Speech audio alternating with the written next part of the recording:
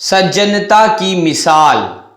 राजा विक्रम इस भाग दौड़ में काफी परेशान हो गया था, किंतु वह भी हार मानने वाला नहीं था, बल्कि उसने सोच लिया था कि देखता हूं बेताल कब तक बाज नहीं आता। उसने योगी को वचन दिया था और अपना वचन उसे हर कीमत पर निभाना था। दुनिया जानती थी कि राजा विक्रम वचन का बहुत पक्का है। जब राजा विक्रम कुछ रास्ता पार कर गया तो बेताल बोला, हे राजा विक्रम, आदमी में ऐसी क्या चीज है जो उसे दूसरे प्राणियों से अलग बनाती है और वह वीरों में सर्वश्रेष्ठ माना जाता है। बेताल के इस प्रश्न पर राजा विक्रम खामोश रहे और कोई जवाब ना दिया। वह चुपचाप बेताल को कसकर कंधे पर रखकर चलता ही गया। अपने सवाल का जवाब ना पाकर बेताल बोला, सुनो राजा विक्रम, एक कहानी सुनाता हूँ। मगध देश में सूरसेन नाम का एक राजा था। वह अत्यंत प्रतापी, मेधावी और तेजस्वी था। उसका यश दूर दूर तक फैला था। लोग दूर दूर से उसके दर्शनों के लिए आते थे। उसका सामीप्य पाकर ही लोग धन्य हो जाते थे। उसका महल अत्यंत वैभवशाली था। लोगों का कथन था कि उसके महल की शोभा के आगे राजा इंद्र का दरबार भी फीका है। एक बार राजा शूरसेन शिकार खेलने गया। खेलते खेलते वह दूर निकल गया। राजा शूरसेन का घोड़ा हवा से बातें करने वाला था। अतएव जब राजा शूरसेन एक सुंदर हिरण का पीछा कर रहा था तो उस समय कोई उसका साथ ना दे सका। उसके सैनिक पीछे रह गए। अंत में उनका फासला इतना बढ़ गया कि राजा शूरसेन सैनिकों को दिखाई देना भी बंद हो गया। इसी समय हिरण भी गायब हो गया। लंबे लंबे कुलांचे भरकर वह घनी कंटीली झाड़ियों में ना जाने कहाँ छिप गया, कुछ पता ना चला। राजा ने घोड़ा रोक लिया। देखता क्या है कि वह घोर बियाबान जंगल में है। दूर दूर तक किसी आदमी का नामो निशान ना था। एकाएक ही उसे एहसास हुआ कि अपने आदमियों से भी वह काफी दूर निकल आया है। उसका मन विचलित हो गया। महाप्रतापी शूरसेन कुछ पल रुककर विचार करता रहा कि उसे किस दिशा में बढ़ना चाहिए। कुछ पलों बाद वह अनुमान से ही एक और चल पड़ा। चलते चलते दिन ढलने को आ गया, पर वह बियाबान जंगल खत्म ना हुआ। कहीं भी आदमी क्या, आदमजात का कोई निशान ना दिख पड़ रहा था। अंधेरा बढ़ चला। राजा शूरसेन भूख प्यास से व्याकुल भी होने लगा। बहुत परेशान हो गया। कहाँ आ गया।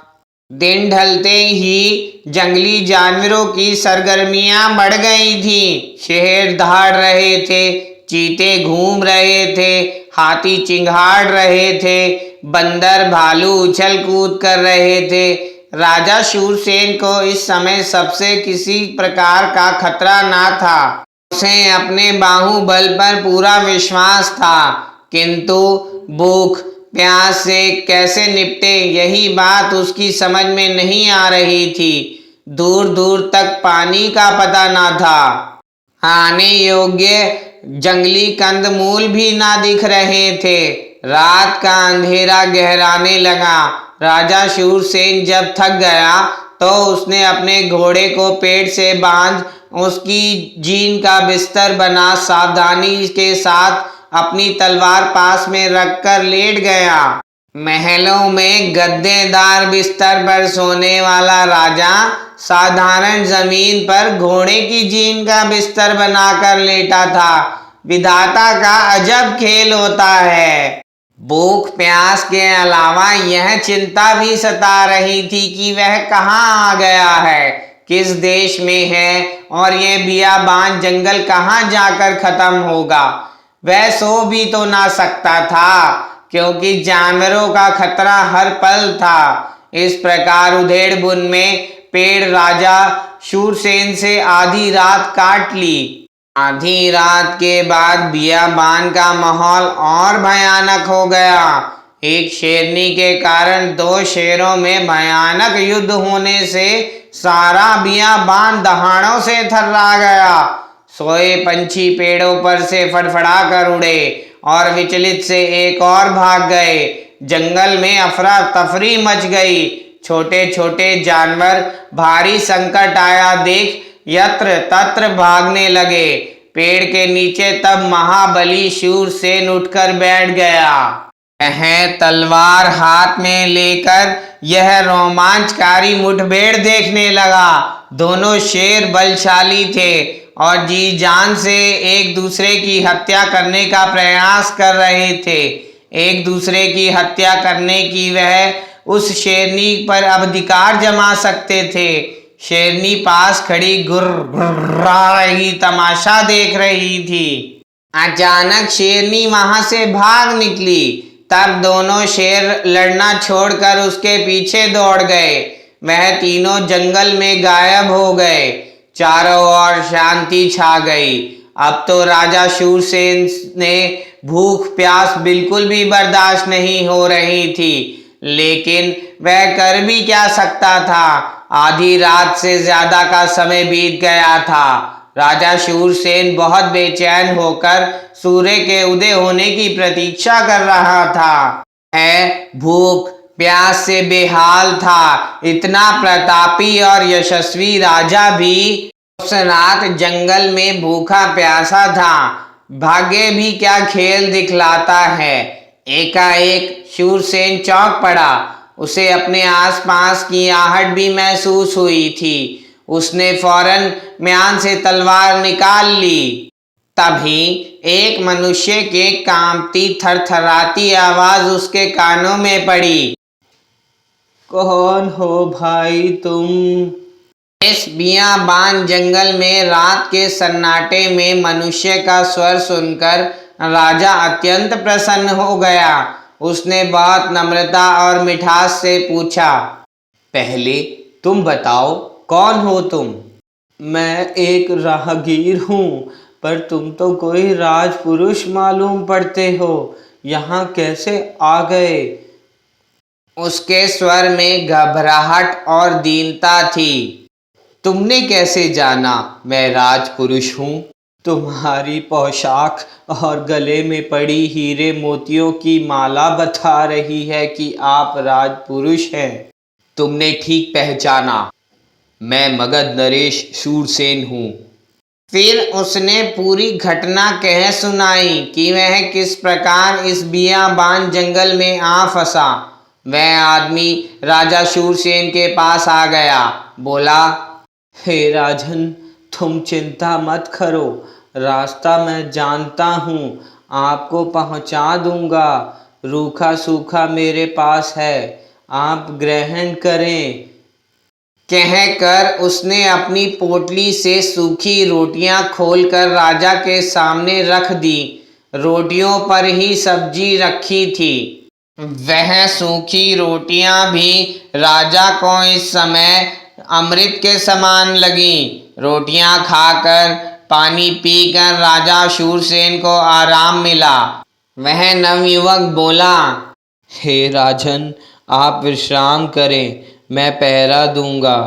अब राजा शूरसेन निश्चिंत हो गया। उस युवक ने बतलाया कि उसका नाम गुणाधीप है। माँ बाप नहीं रहे, बड़े भाई ने लालन पालन किया है, भाभी ने आवारा कहकर घर से निकाल दिया है। अब वह नौकरी की तलाश में जा रहा है। राजा शूरसेन ने रात में कुछ ना कहा। वह थक गया था, अतः रोटियां खाते ही उस पर नशा सा छा गया और वह आराम से सो गया। सुबह होने पर उसने उस युवक को अपने पीछे ही घोड़े पर बैठा लिया और उसके बतलाए मार्ग पर चल पड़ा। तब कहीं दोपहर होने तक वह अपनी राजधानी पहुंचा। सैनिक शाम होने पर ही लौट आए थे और उन्होंने राजा के जंगल में बिछुड़ जाने की बात भी सभी को बता दी थी। यह जानकर पूरे राज्य में गम की लहर दौड़ गई थी। किंतु राजा को आया देखकर पूरे राज्य में खुशियां मनाई गई। राजधानी में हर्षोल्लास सा छा गया। राजा गुणाधीप को लेकर राजमहल में आया और सम्मान पूर्वक उसे वहां बिठहरा दिया। सायंकाल राजा शूरसेन ने गुणाधीप को अपने सलाहकार पद पर नियुक्त कर उसके लिए महल, दास दासियों की व्यवस्था कर दी। उसका वेतन भी काफी भारी रख गया। गुणाधीप की तकदीर खुल गई। हे राजा विक्रम, इस प्रकार गुणाधीप के दिन बड़े सुख पूर्वक बीतने लगे। बेताल कहता जा रहा था।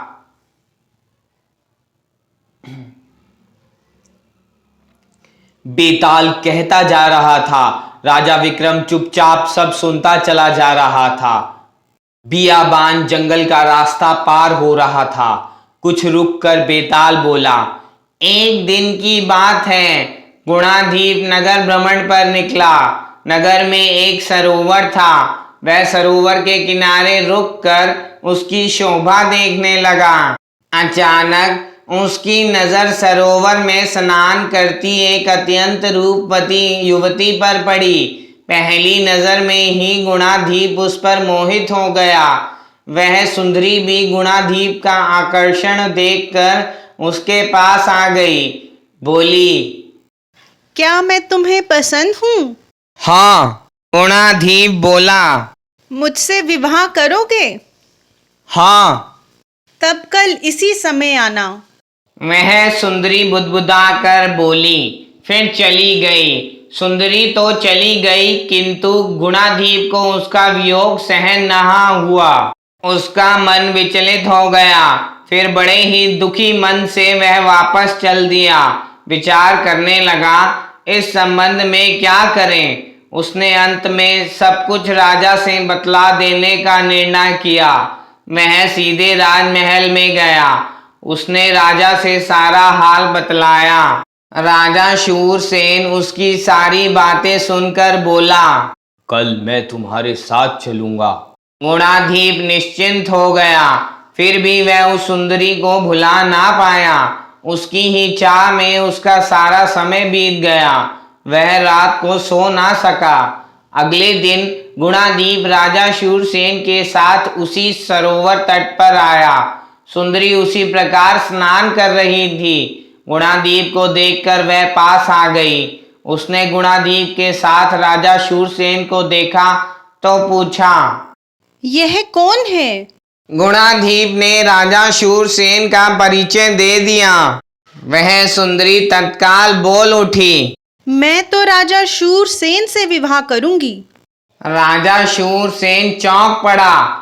गुणाधीप को भी बहुत आश्चर्य लगा। वह सुंदरी राजा शूरसेन से अपना प्रेम निवेदन करने लगी। गुणाधीप की ओर शूरसेन देखने लगे। कुछ देर के बाद गुणाधीप बोला, महाराज, आप ही इससे विवाह कर लें। राजा शूरसेन होंठ काटने लगे। गुणाधीप भी अपनी ओर से निवेदन करने लगा, उससे विवाह कर लें। इतनी सुंदर युवती शूरसेन के ही योग्य है। राजा शूरसेन कुछ देर बाद बोला, नहीं गुणाधीप, इसके साथ तुम्हारा ही विवाह होगा। वह सुंदरी इनकार करने लगी, कल तो तुम सहमत थी। हाँ। अब विचार क्यों बदल लिया? शूरसेन ने पूछा। मैं महल में रहना चाहती हूँ। तुम्हें महल ही मिलेगा, शूरसेन ने कहा। गुणाधीप को मैंने एक महल दिया है। वह मान गई। इस प्रकार हे राजा विक्रम, गुणाधीप और उस सुंदरी का विवाह हो गया। गुणाधीप प्रसन्नता पूर्वक अपना जीवन व्यतीत करने लगा। अब बोलो, इसमें किसकी सज्जनता ज्यादा है, गुणाधीप की या राजा की? गुणाधीप ने राजा का विवाह उस युवती से करने की इच्छा खुशी खुशी प्रकट की, या फिर राजा का जो स्वयं उस सुंदरी पर मोहित था, किंतु फिर भी उसने उसे नहीं अपनाया? बताओ विक्रम, तुम एक न्यायप्रिय राजा हो, इसका न्याय करो। विक्रम बेताल का सवाल सुनकर चुप ही रह गया। बोलो ना राजा विक्रम, बड़े न्याय करने वाले हो। तब राजा विक्रम ने कहा, तुमने एक सवाल पूछा था कि आदमियों में ऐसी क्या चीज़ है जो उसको और प्राणियों से अलग कर श्रेष्ठ बनाती है। पूछा था राजा विक्रम। यही उसी सवाल का जवाब है। विक्रम ने कहा, जो शेर एक शेरनी के लिए जंगल में खून खराबा कर रहे थे। हाँ, मैंने बताया था, बेताल बोला। बस यहीं पर आदमी जानवरों व अन्य प्राणियों से श्रेष्ठ है। विक्रम ने कहा, इसका कारण है उसकी सज्जनता। आदमी की सज्जनता ही उसे श्रेष्ठ बनाए हुए है। बेताल बोला, तुम ठीक कहते हो राजा विक्रम। और वह अल्पक अट्टहास करता राजा विक्रम के कंधे पर से उतरकर भाग गया। राजा विक्रम चौंक पड़ा। हालांकि उसने उसे मजबूती से पकड़ा हुआ था, मगर फिर भी वह भाग गया। फिर भागा और वह बेताल के पीछे दौड़ा। अभी वह ठीक से भाग भी ना पाया था कि राजा विक्रम ने उसे पकड़कर दबोच लिया और अपने कंधे पर रखकर चल पड़ा। वह शीघ्र शमशान पहुंच जाना चाहता था। बेताल बोला, बड़ी जल्दी कर रहे हो राजा विक्रम। तुम बहुत परेशान कर रहे हो बेताल। तुम व्यर्थ ही चिंता कर रहे हो विक्रम। मैं तुम्हें इसलिए तो ये कहानियां सुना रहा हूं कि तुम्हें थकावट ना महसूस हो और मजे मजे में रास्ता भी कट जाए। आखिर तुम मेरा विश्वास क्यों नहीं करते? विश्वास करो राजा विक्रम, तुम समय पर उस साधु के पास पहुंच जाओगे। वह घड़ी तो आने दो। के 2 पहर बीत गए हैं। तीसरे पहर की समाप्ति से पहले पहुंचना है। पहुंच जाओगे। रास्ता लंबा है। कहानी सुनो, बेताल बोला। रास्ता कट जाएगा। विक्रम कुछ ना बोला। बेताल बोला, सुनो राजा विक्रम, अवंतीपुर में एक तपस्वी मुनि थे। शंखधर नाम था उनका। अपने आश्रम में एक परम सुंदरी को देखकर वह उस पर मुग्ध हो गए। उनका मन डोल गया। युवती साक्षात अप्सरा थी। वह मुनि को देखकर मुस्कुरा पड़ी। उसने कटाक्ष भी किया। मुनि डोल गए, पर यकायक उनको अपनी तपस्या का ध्यान आया। वह क्रोध में भर गए। तब उन्होंने अपनी तपस्या को भंग कर देने वाली उस अप्सरा को शाप दिया, तू बुढ़िया हो जा। वह अप्सरा वृद्धा हो गई। अपनी हालत पर वह विलाप करते हुए बोली, मुनिवर, आपने यह कैसा श्राप दिया है? मेरा क्या अपराध है? तू मेरी तपस्या भंग करने आई थी। तो अपने चित्त पर आपको नियंत्रण रखना था। किंतु मुनि ने उसकी बात का कोई उत्तर ना दिया और चुपचाप अपनी राह चले गए। अब बोलो राजा विक्रम, क्या मुनि का यह शाप देना न्यायोचित था? क्या मुनि का यह शाप तपस्वी का पाप नहीं है? राजा विक्रम मौन रह गया। बेताल ने फिर पूछा, तो राजा विक्रम ने जवाब दिया, सुनो बेताल, मुनि का यह कदम उचित था। तपस्वी को अगर वह कटाक्ष ना करती तो ठीक था। उसे कटाक्ष का अधिकार ना था। रूप यौवन मात्र पर मुनि फिसलता तो अपराधी मुनि का था, पर उस सुंदरी ने कटाक्ष क्यों किया, इसका ही फल उसको मिला। तुम ठीक कहते हो राजा विक्रम, बेताल बोला। पर इस बार वह भागा नहीं, कंधे पर लटका रहा। उसने इस सज्जनतापूर्ण व्यवहार पर राजा विक्रम चकित था। वह तेज तेज कदमों से बढ़ चला। बेताल कंधे पर लटका था। सारा वातावरण बराबर भयानक ही बना था।